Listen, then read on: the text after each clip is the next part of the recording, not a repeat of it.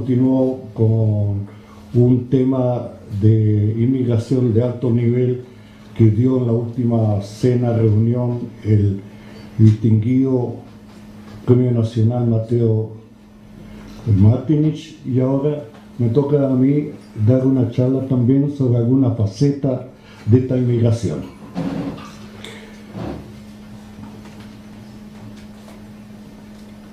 Entonces en el cuadro 1 podemos ver el flujo de estas inmigraciones en Chile, que generalmente uno lo clasifica en ciertos grupos. La primera ola migratoria, el primer renglón, se refiere justamente al tema de el periodo de esta charla, que es desde la mitad del siglo XIX hasta el término de la Primera Guerra Mundial. Después siguen otras olas migratorias, la segunda entre las dos guerras. La tercera ola corresponde a una migración muy especial de carácter de refugiados políticos, al término de la Segunda Guerra Mundial, proveniente del Estado Independiente de Croacia. Después hay una ola pequeña correspondiente a la República Socialista de Croacia, que era una república federal de Yugoslavia. Y finalmente una quinta ola que corresponde a la República de Croacia actual.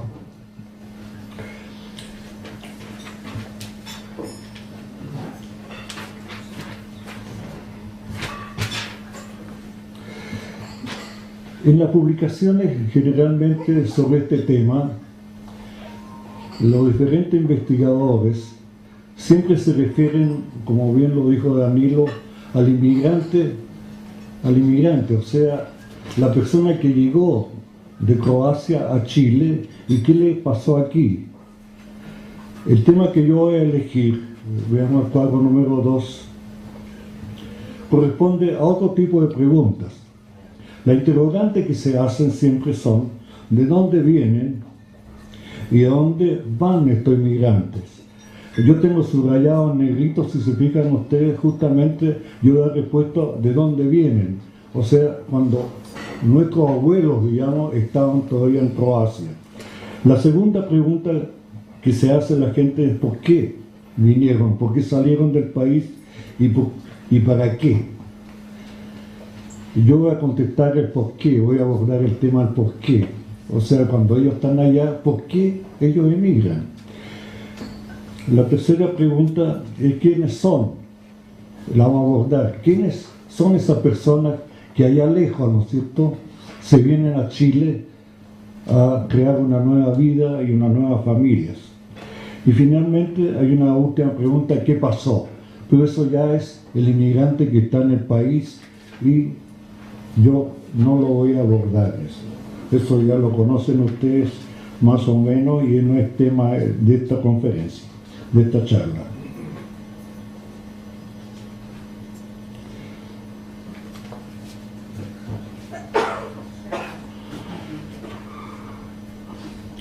Ahora bien, como la mayor parte de esta inmigración procede de Dalmacia, la parte interior de Croacia casi no hay inmigrantes de ese tipo.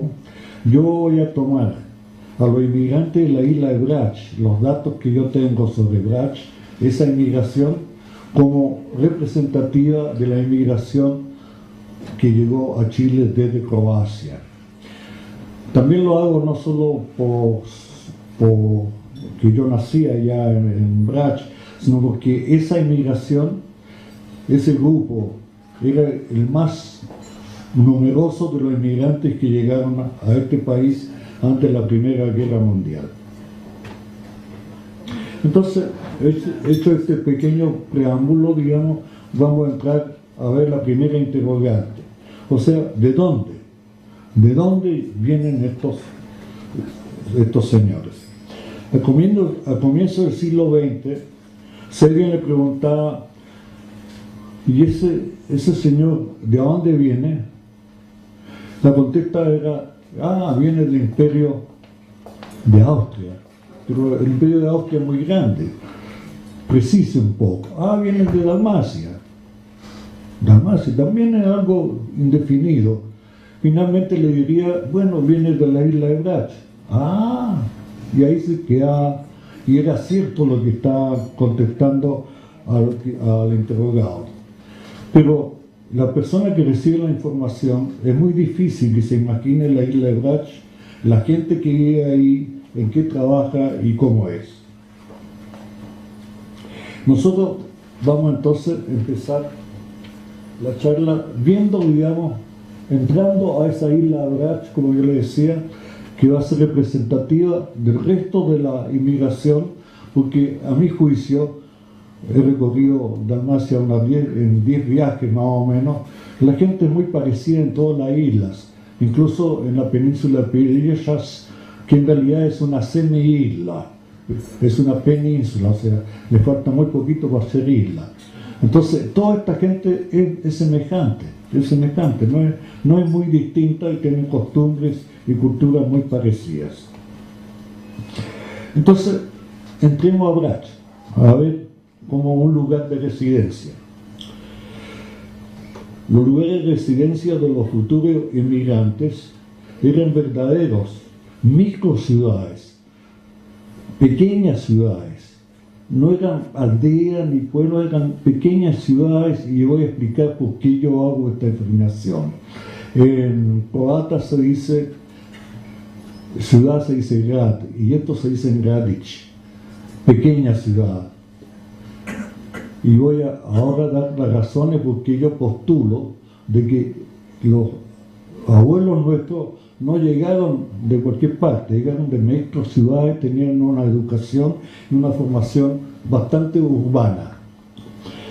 Efectivamente, tenían sus iglesias y su cura párroco, el cural que se llamaba.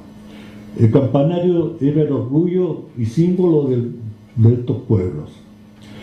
Contaban con 9 médicos, estoy hablando de la isla en total, 9 médicos, 31 matronas, o sea, más de una matrona por pueblo. Algunos pueblos tenían 2 matronas, o sea que había una producción bastante efectiva, y 3 farmacias. Estos datos son de 1873. Existía por lo menos una escuela, en cada uno de ellos de tercer grado básico. Estaban organizados en una o más fraternidades de alto contenido social, especialmente cuando el miembro de la fraternidad moría. El entierro era una ceremonia muy importante en los pueblos. Funcionaban instituciones de beneficencia, disponían de oficinas de correo, cooperativas, canchas de bochas, etc. En estos pueblos, estas microciudades, se encontraban toda clase de oficios. Algo muy importante y muy urbano, ordenaban sus viviendas de piedra de 1 o 2 o más pisos en calles. En calles. Se distribuían las casas en calles, no aislaban ni botaban en cualquier parte. Las calles más empinadas se empedraban. Y si eran mucho más empinadas todavía se escalaban, es decir, se ponían escaleras, se subían escaleras. Si alguien estuvo en Nevezica hay una escalera fantástica, en Povlja también hay escaleras y en varios pueblos más. Pero en estos pueblos no había agua potable ni electricidad. El agua para beber caía del cielo en el techo de las casas y se almacenaba en cisternas. Para otros usos existían grandes cisternas comunales no cubiertas. En la isla no hay ríos ni lagos. Por lo dicho, no sé si usted estaría más o menos de acuerdo, que en realidad estos pueblos, digamos, eran pequeñas ciudades miniaturas. Voy a seguir con el entorno a estos microciudades. Lo que menos abunda en la isla son campos extensos de buena tierra para uso agrícola. Para tener espacio donde plantar había que despedrar. De aquí la enorme cantidad de piedras en cercos y pilas, que no hay que confundir con los los montículos funerarios antiguos. La casa tierra está sobre roca dolomítica. En el entorno el olivo y las vides abundan. La isla estaba cubierta por centenarios bosques. A las mujeres les gustaba tener flores que cultivaban en maceteros. Existían muchas pequeñas iglesias en las colinas, hechas en los siglos X y XI por los croatas recién llegados, cristianizados un par de siglos antes. La isla es rica en restos arqueológicos desde la Edad de Piedra. Su clima es marítimo mediterráneo. El paisaje es verde de los bosques, tiene el blanco gris de las piedras y el azul cuando está en la cercanía del mar. Los descendientes de estos migrantes, de los futuros migrantes, una vez que visitan la isla se preguntan por qué sus abuelos emigraron de una isla tan bella. La respuesta es que para vivir no basta la belleza del entorno.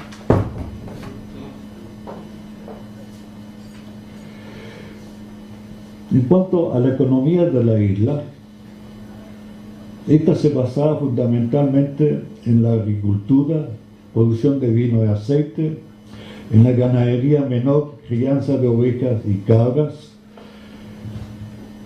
Tercero, en la explotación de canteras, producción de bloques y cantería artística. Cuarto, la actividad relacionada al mar, la navegación, los astilleros y la pesca. Y un poco más en detalle, veremos que la agricultura era la rama más importante en la agricultura. La rama más importante era la vinicultura.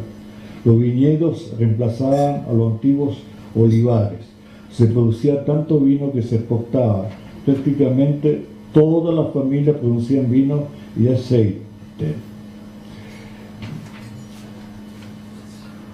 En la segunda mitad del siglo XIX se produjo una gran expansión de la producción de vino, lo que provocó una mejora sustancial en la capacidad financiera de los isleños.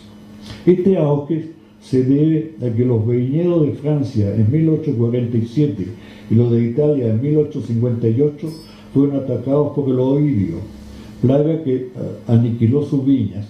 Esto provocó el aumento de la demanda por los vinos de Dalmacia. Esta situación duró varios años hasta que se descubrió que el azufre combatía el oidio.